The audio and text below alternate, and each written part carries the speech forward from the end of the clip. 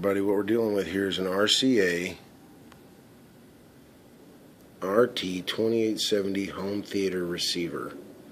I was getting RF problems. I was trying remotes, different remotes, trying to program universal remotes, trying to make sure that this was working and that was working. I got IR output on the remote and couldn't get the stereo or the receiver to receive it. So basically I'm going to show you how to do that. What you've got going on is some issues inside due to overheating, and we can take care of it with a soldering iron and possibly a little bit of solder. So anyway, here we go. Okay, so I've got the cover off, which I've exposed the board and everything inside, and basically what you're going to want to do is to remove the cover like I've done, and then you're going to want to remove this front plate right here, the one that's got all the controls on it. Now before this can be done, you got to remove the volume knob, which just pops off with a little persuasion.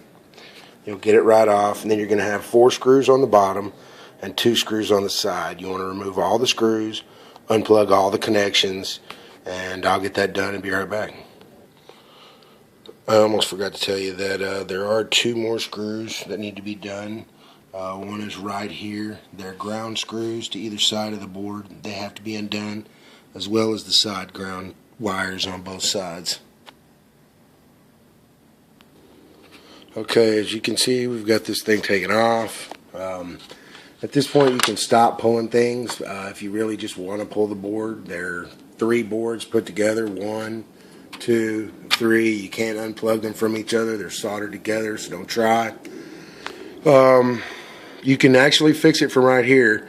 The problem comes with cold solder joints, and what you're looking for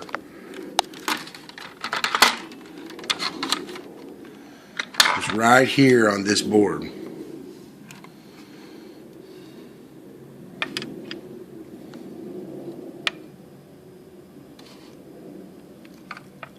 This section right here. So you have 2 big legs and then 3 little legs. The 2 big ones are here and here, and the 3 little ones are here, here, and here. And then you have these 2 tiny resistors here and here. You need to make sure that this solder hasn't melted and run together. What I had was this solder joint on the inside run into this solder joint down here. So I naturally resoldered them all, heated them all up, resoldered them all, and plugged it all back in. Because before, remember, we had no IR reception. You couldn't use the remote at all, and this code is very, very, very difficult to get online. It's virtually impossible. I've been trying for, days to program universal remote so that I could turn my TV up and down, and it's just not working. So this right here is where you're looking for on the board.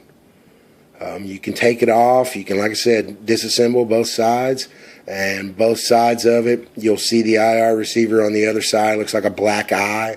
That'll help you distinguish it, where you're going to solder at, and all of that stuff. But it's really unnecessary. I mean, really, at this point, you are good to go on your repair. This is all you really need to do. It's just this section right there, has to be resoldered. And other than that, I'll be back in a second and we'll show you that it works. Okay,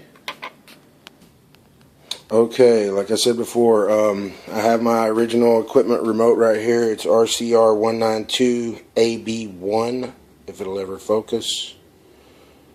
It is the original equipment that came with the home theater system. Like I said, this code that's in here is pretty difficult to find, and I've still got my original remote. Of course, I thought it was broken and was going to buy a $40 knockoff, and looking around trying to buy new remotes. Check your remote with your cell phone. Most of the time they're working. This other problem seems to be the issue. Okay, so as you can see, I've got the unit back together except for the volume knob, which I will get now. Volume knob needs to go just like that. Snap it in. And I've got it plugged in, as you can see over there in the corner, just a test spot. And there it goes. You can see it popped right on with me hitting the remote. And it turned right off with me hitting the remote.